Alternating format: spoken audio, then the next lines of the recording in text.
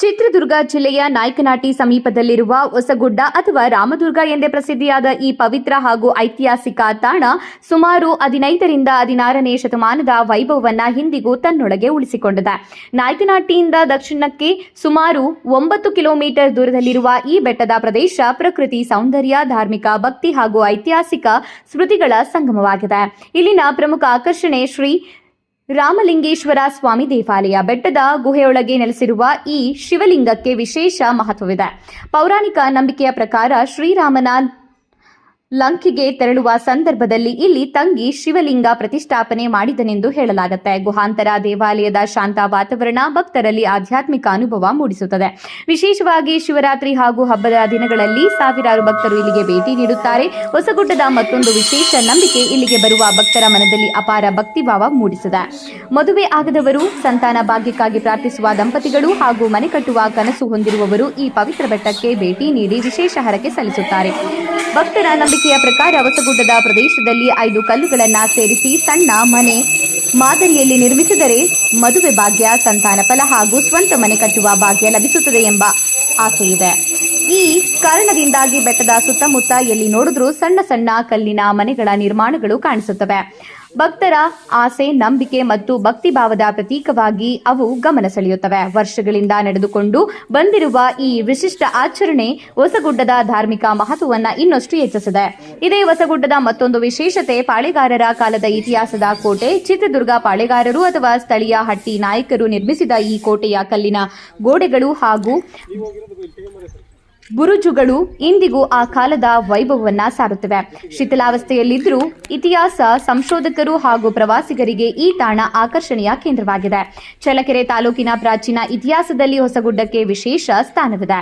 ಸಂಪಿಗೆ ಸಿದ್ದೇಶ್ವರ ದೇಗುಲದಂತೆ ಇಲ್ಲಿನ ವಾಸ್ತುಶಿಲ್ಪವು ಅಪಾರ ಐತಿಹಾಸಿಕ ಮೌಲ್ಯ ಹೊಂದಿದೆ. ಪ್ರಸಿದ್ಧ ಪವಾಡ ಪುರುಷ ಶ್ರೀ ಗುರು ತಿಪ್ಪೇರುದ್ರ ಸ್ವಾಮಿಗಳ ಕರ್ಮಭೂಮಿಯಾದ ನಾಯಕನಹಟ್ಟಿಗೆ ಆಗಮಿಸುವ ಭಕ್ತರು ಸಮೀಪದಲ್ಲಿರುವ ಈ ರಾಮಲಿಂಗೇಶ್ವರ ಗವಿಮಠ ಮತ್ತು ಹೊಸಗುಡ್ಡ ಕೋಟೆಗೂ ಭೇಟಿ ನೀಡಿ ಭಕ್ತಿ ಮತ್ತು ಇತಿಹಾಸದ ಅಪೂರ್ವ ಅನುಭವ ಪಡೆಯುತ್ತಾರೆ. ಟ್ರೆಕ್ಕಿಂಗ್ ಪ್ರಿಯರಿಗೂ ಇದು ಮೆಚ್ಚಿನ ತಾಣವಾಗಿದೆ. ಬೆಟ್ಟದ ಮೇಲಿನ ನೈಸರ್ಗಿಕ ಸೌಂದರ್ಯ, ಶಾಂತ ವಾತಾವರಣ ಮತ್ತು ಆಧ್ಯಾತ್ಮಿಕ ಸ್ಪರ್ಶ ಪ್ರತಿಯೊಬ್ಬರ ಗಮನ ಸೆಳೆಯುತ್ತೆ. ಇತಿಹಾಸ, ಭಕ್ತಿ ಮತ್ತು ಪ್ರಕೃತಿ ಸೌಂದರ್ಯ ಒಂದೇ ಸ್ಥಳದಲ್ಲಿ ಕಾಣಬೇಕೆಂದರೆ ನಾಯಕನಹಟ್ಟಿ ಸಮೀಪದ ಹೊಸಗುಡ್ಡ ರಾಮಲಿಂಗೇಶ್ವರ ದೇವಸ್ಥಾನವೇ ಸೂಕ್ತ ತಾಣ.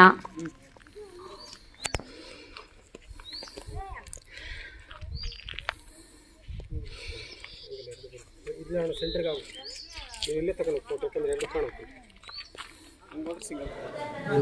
ಇತಿಹಾಸ ಏನಪ್ಪ ಅಂದರೆ, ಒಂದೇ ಕಲ್ಲಿನಲ್ಲಿ ಕಟ್ಟಿರೋ ದೇವಾಲಯ. ಈ ಬೆಟ್ಟನೇ ಒಂದು ಬಡ್ಡಿ 12 ಕ್ರಮ ಮಾಡಿದ್ದೀನಿ, 6 ಅಂಕಣ ಮಾಡಿದ್ದೀನಿ. 6 ಅಂಕಣದಲ್ಲಿ ದೇವಾಲಯಕ್ಕೆ ಕೆತ್ತಿ ಮಾಡಿದ್ದೀನಿ. ರಾಮ, ಲಕ್ಷ್ಮಣ ಇರ್ಬೋದು, ಆಂಜನೇಯ ಸ್ವಾಮಿ ಇರ್ಬೋದು. ಆದರೆ ತಿರ್ಗಿ ಹಿಂದ್ಗಡೆ ಗರ್ಭದ ಗುಡಿ ಅದರಲ್ಲೇ ಮಾಡಿದ, ಸ್ವಾಮಿನ ಅದರಲ್ಲೇ ಮಾಡಿದ. ಹಿಂದ್ಗಡೆ ದ್ವಾರವಾಟ ಟೈಪ್ ಮಾಡಿದ ಗರ್ಭದ ಗುಡಿಯಲ್ಲಿ. ನಡುವಿಲಿಂಗ 7 ಎಡೆ ಸರ್ಪ. ಧರ್ಮಸ್ಥಳದ ಮಂಜುನಾಥ ಸ್ವಾಮಿ ಅದೇ ರೀತಿ ಇರೋದು. ಆ ಕಡೆ ಈ ಕಡೆ ಖಾಲಿ ಇಟ್ಟ ಗುಹೆ ಇತ್ತು, ದೇವಸ್ಥಾನ ಇತ್ತು ಗೊತ್ತಿಲ್ಲ, ಮರಮ ಇಟ್ಟ. ಈ ದೇವಸ್ಥಾನ ಏನಪ್ಪ ಅಂದರೆ 900 ವರ್ಷ ಇತಿಹಾಸ ಅಂತ ಒಂದು ಬಾಯಿ ಹೇಳ್ತಾರೆ ಹೊರತು ಇದು ಬರವಣಿಗೆ ಮೂಲಕ ಯಾವುದೂ ಇಲ್ಲ. ಏನಪ್ಪ ಅಂದರೆ ಇದು 900 ವರ್ಷದ ಇತಿಹಾಸ ಅಂತ ಹೇಳ್ತಾರೆ. ತಿಪ್ಪೇರುದ್ರ ಸ್ವಾಮಿ ಬಂದ್ಬಿಟ್ಟು 650 ವರ್ಷದಿಂದ 700 ವರ್ಷ ಒಳಗಿದೆ. ಅದಕ್ಕಿಂತ ಮುಂಚೆ ಆಗಿರೋ ದೇವಸ್ಥಾನ ಅಂತ ಒಂದು ಇತಿಹಾಸ ಇರುತ್ತೆ. ಆದರೆ ತಿಪ್ಪೇರುದ್ರ ಸ್ವಾಮಿ ಅವರು 5 ಜನ ಪಂಚಾಗಣಾಧೀಶರು ಅಂತ ನಾವು ಇತಿಹಾಸದಲ್ಲಿ ಕೇಳಿದ್ವಿ. ಅವರು ನಮ್ಮ ಪ್ರಾಂತ್ಯಕ್ಕೆ, ನಮ್ಮ ಭೂಮಿಗೆ ಬರಬೇಕಾದ್ರೆ ಎಲ್ಲೆಲ್ಲಿ ಏನೇನು ಮಾಡಬೇಕು ಎಲ್ಲ ಮಾಡಿಸ್ಬಿಟ್ಟು, ನಾನು ಮಾಡಿಲ್ಲ, ನಾನು ದೇವಸ್ಥಾನ ಮಾಡಿಲ್ಲ, ಅದನ್ನು ಮಾಡಿಲ್ಲ ಎಂಬ ಅವರ ನಾನತ್ವ ಇರಕೂಡ್ದು ಅಂತ ಹೇಳ್ಬಿಟ್ಟು ನಾಯಕನಹಟ್ಟಿ ಇರಲಿಲ್ಲಂತೆ. ನಾಯಕನಹಟ್ಟಿಯಲ್ಲಿ ತಿಪ್ಪೇರುದ್ರ ಸ್ವಾಮಿ ಆಪ್ತ ಭಕ್ತ ಹಟ್ಟಿ ಮಲ್ಲಪ್ಪ ನಾಯಕ ಅಂತ ಆತ ದೊರೆ ಅಂತ ಇದ್ದಂತೆ. ಆತ ನಾಯಕನಹಟ್ಟಿಯಲ್ಲಿ ಒಳಮಠದ ಹಿಂಭಾಗದಲ್ಲಿ ಅವ್ರ ಒಂದು ಮನೆ ಇದೆ. ಆ ದೇವಸ್ಥಾನದಲ್ಲಿ ಆತ ನಾಯಕನಹಟ್ಟಿ ಇದ್ದಾಗ ದನವಿನ ಹಟ್ಟಿ ಕಟ್ಟಿಬಿಟ್ಟು ವಾಸ ಮಾಡೋಣಂತೆ. ಆತನ ಒಂದು 101 ಹಸು ಇದ್ವಂತೆ. ಹಸು ಕಾಯಕ್ಕೆ ಆತಗೆ ಸಂತಾನ ಇರಲಿಲ್ಲಂತೆ. ತಮ್ಮನ ಮಗನ್ನ ದತ್ತು ಮಗನ ಕಾಣದಂತೆ. ಆ ದತ್ತು ಮಗನ್ನ ಆ ದನ ಕಾಯಕ್ಕೆ ಇದು ಡಿವೋ ಏರ್ಪೋರ್ಟ್ ಆಗಿದೆ. 10,000 ಎಕರೆ ಅಮೃತ ಮಲ್ ಕಾವಲು, ಒಳ್ಳೆ ಮೇವಿನ ಕಾವಲು. ಈ ಬ್ರಾಂಚು ಅದರಲ್ಲೇ ಬಂತು. ಆ ದನ ಕಾದ್ಕಂತ ಕೆತ್ತೆ ಮಾಡಿದೆ ಅಂತ ಒಂದು ಇತಿಹಾಸ ತುಂಬ.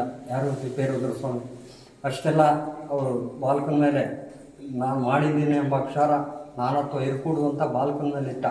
ಆ ಬಾಲಕ ದನ ಕಾದ್ಕಂತ ಕೆತ್ತನೆ ಮಾಡಿದಾನಂತ ಒಂದು ಇತಿಹಾಸ ತುಂಬ.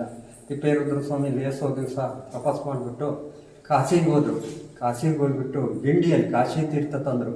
ಮೇಲೆ ಇವರು ಹಣೆಯರು ಹೇಳಿದರು, ಮೇಲೆ ಅಕ್ಕ ತಂಗಿ ಹೊಂಡ ಇದ್ದಾವೆ, ಅದು ನಿಂಬೆಹಣ್ಣು ಹಾಕಿದರೆ ಒಂದು ಹಾಕಿದರೆ ಈ ಕಡೆ ಬರುತ್ತೆ ಅಂತ ಹೇಳಿದರು.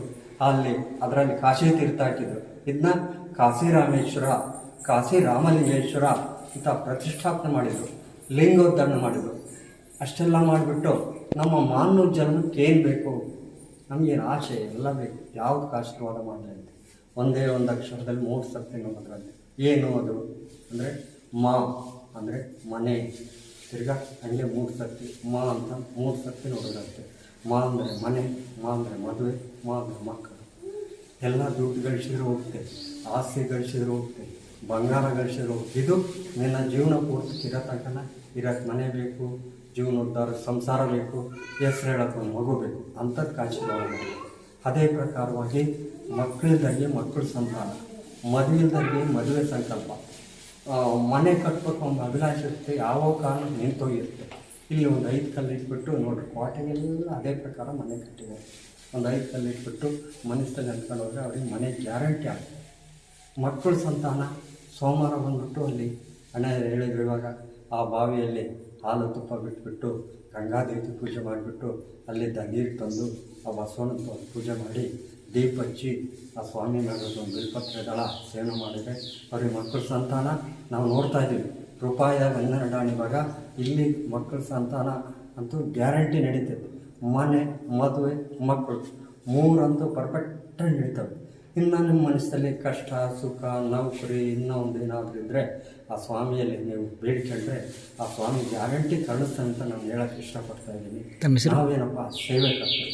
900 ವರ್ಷ ಇತಿಹಾಸ ಅಂದರೆ ಎಂಥ ಮಹಾನುಭಾವರು ಇದ್ದಾರೋ ಗೊತ್ತಿಲ್ಲ. ನಮಗೆ 4 ದಿವಸ ಸೇವೆ ಮಾಡೋಕ್ಕೆ ಭಾಗ್ಯ ಕೊಟ್ಟರೆ ಬಿಟ್ಟರೆ ಇನ್ನೇನಿಲ್ಲ. ತಮ್ಮ ಹೆಸರು? ನನ್ನ ಹೆಸರು ಮಲ್ಲಿಕಾರ್ಜುನಪ್ಪ, ನಾಯಕ ದೊರೆಗಳಟ್ಟಿ. ಮಾಡಿ ಬೇಡಿಕೆ ಮಾಡೋದು, ಆ ಬೇಡಿಕೊಂಡಾಗ ಕಣ್ಣಾಗೆ ಆ ಒಂದೊಂದು ತನಿ ತೀರ್ಥ ಬಾಯಿಂದ ಉದುರೋದಂತೆ, 3 ಒಂದು ತೀರ್ಥ. ಅದನ್ನ ಯಾರೋ ತಿರ್ಗಾ ನನ್ನ ಅದೃಷ್ಟ ನೋಡಿಬಿಟ್ಟು ಬೇರೆ ನನಗೆ ವಾರ ಒಜ್ಜಿ ಮುಗಿಸಿದ್ದು ಅವನು ಬಂದು ಆ ಒಜ್ಜಿಗಿಂತ ಮುಂಚೆ ಬಂದು ಪೂಜೆ ಮಾಡಿ ಎಲ್ಲ ಬೇಡ್ಕೊಂಡಾಗ ಅದು ಕಣ್ಣಾಗೆ ಅಂತ ರಕ್ತ ಬಂತಂತೆ. ಅದಕ್ಕೆ ಅವ್ನು ಯಾವೇಶಕ್ಕೊಳಗಾಗಿ ಆ ಕಲ್ಲು ಮುಷ್ಟಿ ಕಟ್ಟಾಗಿದೆ. ಅದಕ್ಕೆ ಕಟ್ಟಾಗಿರೋದನ್ನ ಪೂಜೆ ಮಾಡಬಾರ್ದು ಅಂತ ಹೇಳಿದ್ವಿ. ನಾವು ಹಿತ್ತಾಳಿ ಕಟ್ಟಾಕಿ ಪೂಜೆ